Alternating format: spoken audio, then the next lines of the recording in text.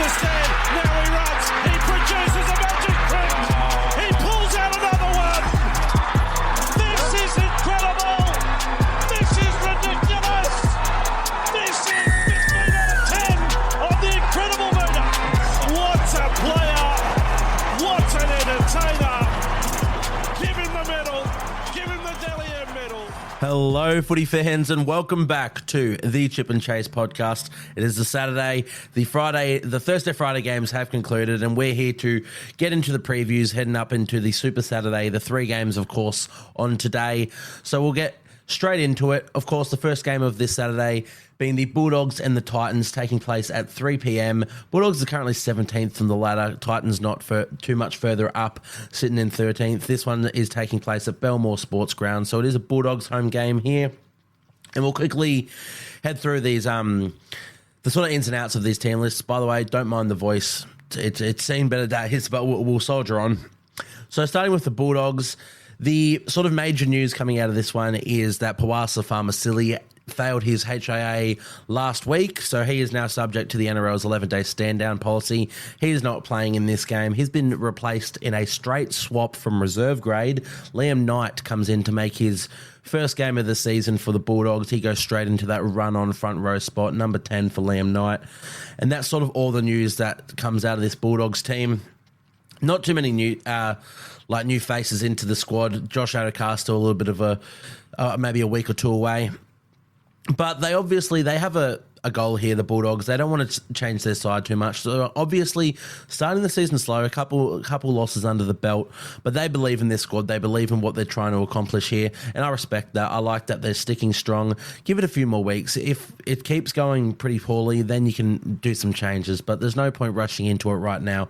Believe in what you built all off-season, and that's what they're doing. So only the one change there. In terms of the Titans, however, they obviously came off the bye last week, so technically it's a host of changes because we didn't know their team. But from the week before that, they have made the change of Kieran Foran returning to the side. Tanner Boyd, I believe, also missed the game in round one as well. So he might not have, but either way, Kieran Foran and Tanner Boyd are in the halves for this one. In terms of their forward pack, Jamin Jolliffe has actually been named to start at lock forward. I believe they named Tino there last week, or they might have named Keenan Paliasia there, who finds his way on the bench at the moment, Keenan. But yeah, so Jamin Jolliffe, he's at run on lock forward, but not too much different for the Titans. It's still a pretty stock standard team to what they've been expecting. Of course, Chris Randall starting at hooker again. Sam Verrill's coming off the bench. If you caught that round one game, how they sort of used that was Randall got through the tough work early, got through the dirty stuff at hooker. And about 25 minutes into the game, Sam Verrills came on and just played the rest of the game on hooker. And then you can use Chris Randall anywhere in the forwards because he's a bit of a weapon. And hey, if Verrills ever goes down, then you've still got that hooker cover. So I love what they're doing in terms of that. I am still really excited about this Titans side. Obviously, we've only had the one game sample size of them so far this season, but I'm excited to see how they actually click into gear. I reckon they've got weapons all across the park. Of course, Keanu Keeney's still lining up at fullback. Jaden Campbell and David Fafita, apparently at least one more week away. So hopefully not too long till we see them back, but it's also going to be good to see Keeney get his shot once again at fullback. He's another gun that they've got coming through their grades. So that's all in terms of the ins and outs for these two teams. Technically outs for the Titans would be Tom Weaver, who played in the first game, is now out, obviously, with the halves coming back in. But in terms of how I see this one playing out, I've actually tipped the Titans. I'm not sure what the odds are, if that's an upset or not. And I'm in no way confident at it. I'm no way confident in it. I just thought I had bigger raps on the Titans coming into this season. We've only seen them once so far. I don't want to count all my chickens based on that one game. So I'm going to give them the benefit of the doubt. I know it's a Bulldogs home game, but why not? Let's give the Titans a go. If they lose it, oh well. It's a hard game to pick. I wouldn't begrudge anyone for tipping the Doggies in this one, especially at home. So, yeah, I've tipped the Titans. I just see, once again, as it always is going to be, unfortunately, for the Doggies for a while, I see this incredible Titans forward pack, just getting the better of them through the middle, and because of that, they can play off. I think Kieran Foran is going to do wonders for this side, give them a lot more direction and steer the ship around, and if their forward pack can just roll through the Bulldogs, then Kieran Foran will just make things happen off the back of that. So that's just sort of how I see it happening. If the Bulldogs can match it with this Titans forward pack, I think they have enough weapons across the park. And as I said, I've been liking the Bulldogs shape across their games as well. So if they can match it with this Titans forward pack, they can definitely get it done, throw a few things at the Titans and worry them definitely. I just don't see it happening, unfortunately, for Doggies fans. But hey, fingers crossed it happens for you guys. But yeah, I sort of see, Titans getting away with this one. Probably not by much. I think Des Hasler is trying to instill a defensive mindset into this team, and the Bulldogs actually haven't been leaking much in the first place. Sure, they lost 25-6 last week against the Sharks, but if you watch that game, it was a lot closer than that. It was a grindy affair. Sharks just got a few late tries, a few just like odd lucky tries as well to blow that score out. Bulldogs were certainly not bad. I think they were really, really in it the entire game. So I don't expect it to be too high scoring. But so in terms of like a 13 plus or anything, definitely probably not my bet. But we will get straight into the bets. I do just have Gold Coast Titans as a flat head-to-head. As I said, not confident, but who knows what can happen. This multi in general is, the odds are quite high. It's actually $28 odds, but I'll get through the rest of the legs for that one. But yeah, Gold Coast Titans head-to-head. I've got Matt Burton as an anytime try scorer. I was thinking about going Beau Fermor. I believe if he's still lining up on that left edge, running off Kieran Foran could be really, really good for him. But what I noticed was he was paying about $3.50 for an anytime try scorer, while Matt Burton was paying $4.30. And honestly, I liked the value of Matt Burton. He had one of his better games in Bulldogs colours last week. Can he back it up? I'm hoping so. Hopefully he gets that confidence from his last week's performance. So here's the anytime try scorer for this multi, and I do have the game going under 43.5 total match points as the final leg, as we alluded to earlier. I don't see this one being blown away. I think it'll be a gritty, grindy affair. Both teams are instilling defence, and they're going to try and play to that. So I do see it going under that total match points. So those are the three legs. I'll rattle them off again. Gold Coast Titans head-to-head, Matt Burton anytime try scorer, and under 43.5 total match points. And that comes to, as I said, the odds of $28. So if you're putting $1 on that and the bet gets up, you win $28 back to the dollar. Once again, I'm doing all this through Sportsbet. I'm not affiliated with Sportsbet. They're just the agency I choose to bet with. If you're jumping onto any of these bets, it is not my fault if they get up or if they don't. You cannot blame me for them. It is your responsibility, and make sure you're only gambling what you can afford to lose. But regardless, we will move. We'll look at the matchups real quick. What are we looking at matchup-wise here? Something I'm really excited to see. I always like Connor Tracy. He's marked up against, I think he'll be up against Loffy. So not my favourite matchup. They're just very different players, which sometimes is good for a matchup, but not really what I'm looking for in this one. Forward pack. Look, you could just go straight to the bloody lock forwards. The truckers of Nut, Jamin Jolliffe and Jamin Sam are not the most exciting matchup, but hey, it's one. Look, honestly, there's not too much that stands out for me. Maybe it is in the wingers. Maybe it's even Blake Wilson and Philip Sammy. They'll be marking up against each other. I do like that matchup. I'm a big fan of Sammy, and Wilson's been killing it. You know, I've been very high on him for this Bulldogs team for a while, so maybe that's my matchup of the game. Or you can look at the fullbacks. Look, there's a few matchups across the park. Nothing that excite me too that much, but in a way that's exciting in itself when players aren't too similar and they just go out and they show their skills in completely different ways. I like that, but you could even look at Blake Taff and Keanu Keeney, two fullbacks still trying to stamp their name, two young fullbacks. And yeah, that's another exciting one there. But that'll wrap us up for the Bulldogs-Titans game. So we'll move on to the second game of this Super Saturday. That, of course, being the St George Illawarra Dragons taking on the North Queensland Cowboys. This one taking place 5:30 p.m. at Nostrada Jubilee Stadium, Sydney. Dragons home game, of course. Dragons are currently sitting 11th on the ladder, while the Cowboys are up in second as of the moment. Actually, Dragons have just moved up to 10th. I think they're 11th before the games of this round. So I'm going to actually stick to that 11th call. And Cowboys were actually third on the ladder before the rest of these games this round. But in terms of ins and outs for these teams, the Dragons have actually made a few. So Jack de Belin has been moved from lock to front row to cover Francis Molo, who was out suspended for one game, I believe it is. So he drops out of the side, de Belin in the prop. Tom Eisenhuth has been moved from second row to lock to cover JDB. And Raymond Faitala-Mariner is a late inclusion to start at second row with, does that mean Jaden Sewer's out? That must have been late news. Yeah, Jaden Sewer is out of this game. Interesting. I did not catch that news, actually. So Raymond Faitala-Mariner comes in at second row. Jaden Sewer is out of the squad. And Luciano Leilua also comes in at second row to cover Tom Eisenhuth, who, as I said, was moved to lock. So their bench, a few new faces on there. Viliami Fafita returns. He obviously featured in round one, didn't feature in round two, but he's back, as is Ben Murdoch-Masila, who is now the late man onto that interchange in place of Jaden Sewer.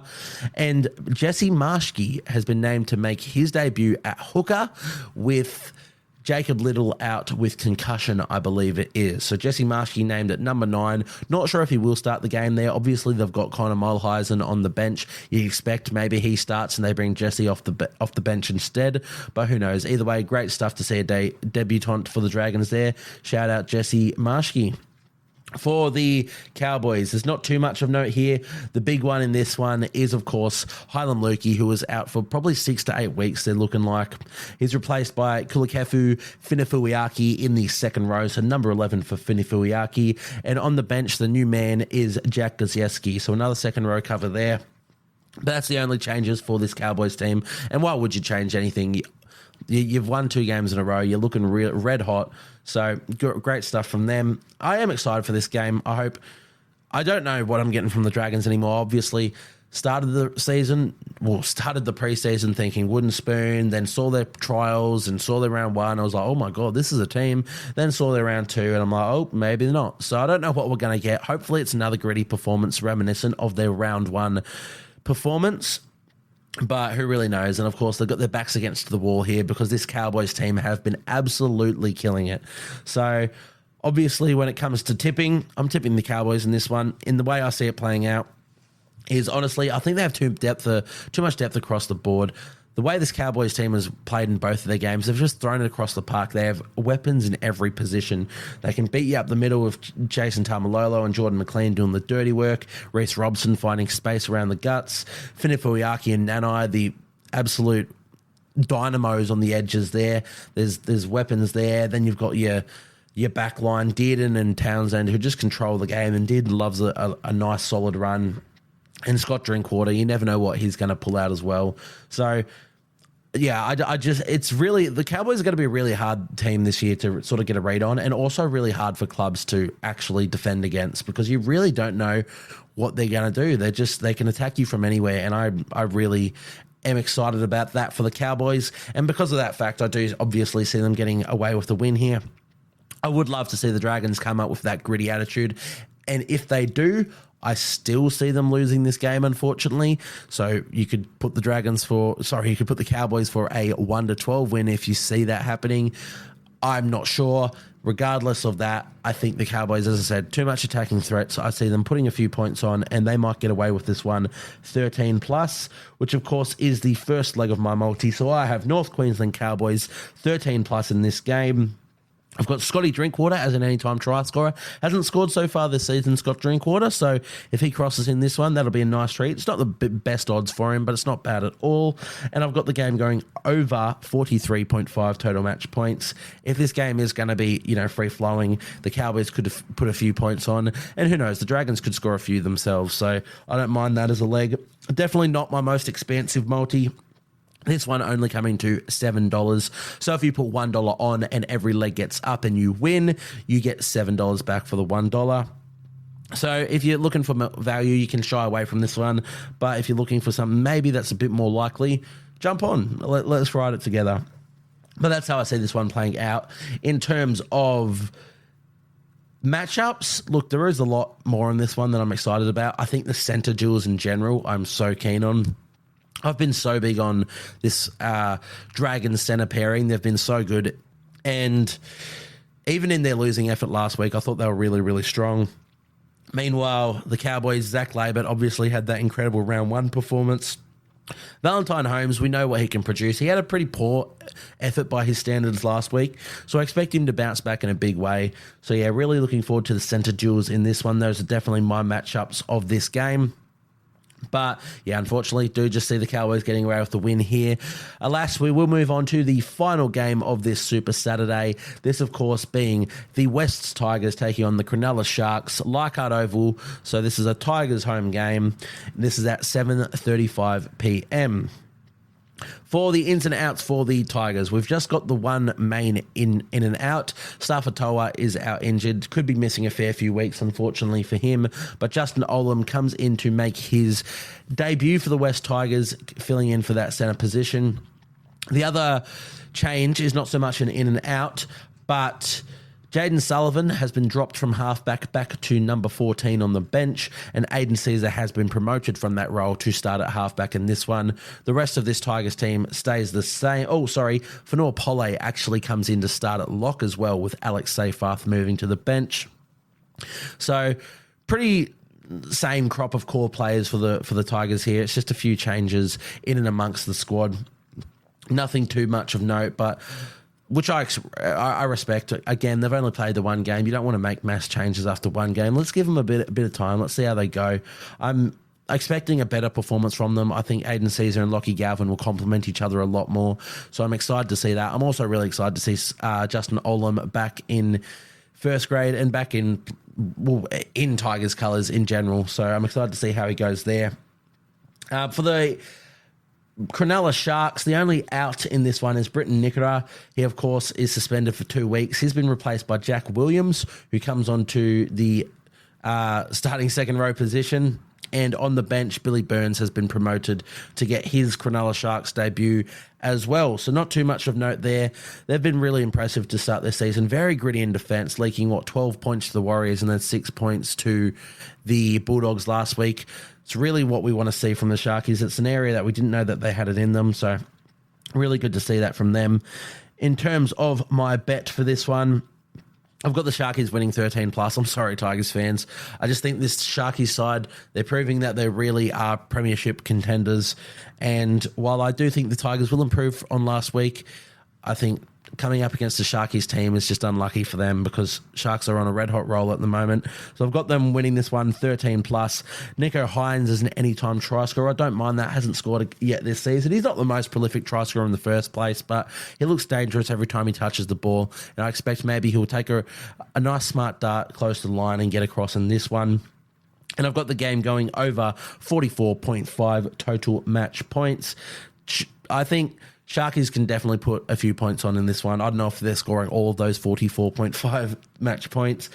You know, they've defended well, but I also expect that this Tigers side, something that we don't really know of, they can get a try or two and maybe even 3, and that'll help the points tally in this one. So those are the legs. I'll rattle them off once again. That is Cronulla Sharks 13+, Nico Hines anytime try scorer, and over 44.5 total match points. This one coming to $9. So if you're putting $1 on that, you get $9 back. I've actually boosted mine, so it's up to a $10 odds. So you know, if you put $1 on, you get $10 back. But that's just me. Once again, all done through Sportsbet. Some of these markets may not be available on other agencies, and even if they are, the odds may be completely different. So if you're wanting to follow along exactly as I am, do it through the Sportsbet app. I am not affiliated with them. One more time, I'll say that. But they're just the agency I choose to bet with. But yeah, in terms of how I sort of see this one playing out, I just think across the board, the Sharks are stronger across the board, unfortunately. I think last week I was really, really disappointed with the Tigers forward pack. They just didn't fire a shot. They weren't getting off their line. They were just getting absolutely rolled, and they were seemingly fine with it. And if you're going to give that amount of space and that amount of wind-up to this Cronulla Sharks forward pack, it's going to be lights out. These guys are going to hurt you. It's one of the best forward packs in the comp, depth across the park. So Hopefully we do see an improved effort in that area from the Tigers. I think the best thing that they should do, obviously not doing it in this game, but I think you need to start Alex Twal and you bring Stefano off the bench. I don't mind if you play Stefano the bigger minutes, but we know Twal, he's a defender. He gets through the tough stuff. He's consistent. He doesn't bring impact off the bench, but what he does bring is just leadership. So start him, get him through that tough stuff. He's going to be up in their face and he's not going to miss tackles because it's Alex Twal. Then you can bring Stefano off that bench. As I said, play him as much as you like. I don't mind. He can still be your alpha in your forward pack. But what Stefano brings is a lot of impact. And if you're tiring him out in that dirty work early, you're not getting that impact. It's all a null and void point, really, because they're not starting 12. They are, in fact, starting Stefano. There's just a way that I wish they'd sort of move this squad. But regardless, if they don't get up off their line like they were last week, they're going to get rolled. So hopefully we do see an improved effort from them in the forward pack. But yeah, across the park, I just think this Sharkies team, they have weapons everywhere. Similar to the Cowboys, they can score from any position on the field, and that's really exciting. The matchup I am most keen to see is Justin Olam. I think he'll be marking up against, if he's named at number 4, but I don't know if he will play right centre. Obviously, he's predominantly been a left centre in his career, but whoever he marks up against, whether it's Jesse Ramian or CSF or Talakai, exciting. Very similar players. They get through a lot of work, especially like Talakai obviously gets through a bit more work, but they're all really similar body shapes, really, really solid, stocky centres. They hit hard, they run hard, and I love that. So I'm really excited to see them go at it. Definitely my matchup in this one. I don't mind, of course, seeing Lockie Galvin again going up against Braden Trindle. Trindle a fair bit older than Lockie Galvin nowadays, but by no means an established first grader. So both still trying to stamp their authority on these teams. You know, both have been given the nod by their coaches. This is your position. Go out and take it. And I want to see them do that in this one. I was really impressed with Lockie Galvin last week, so I don't mind that one.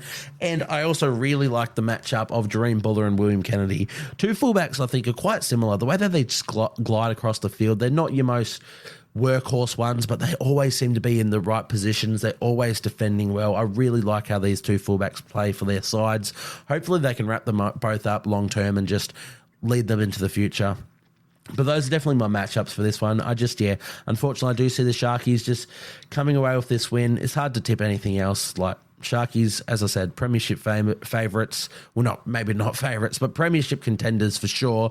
Well, the Tigers, I think an improved years ahead of them, but are they getting too much further off the bottom of the ladder? I'm not sure. We'll have to see. But yeah, that sort of wraps us up for these Saturday previews. So thank you guys for tuning into this one. We will be back once again tomorrow morning, getting ready for the Sunday previews, get those last 2 games out of the round. But for now, that concludes us. So thank you guys for tuning in, and I'll see you guys next time.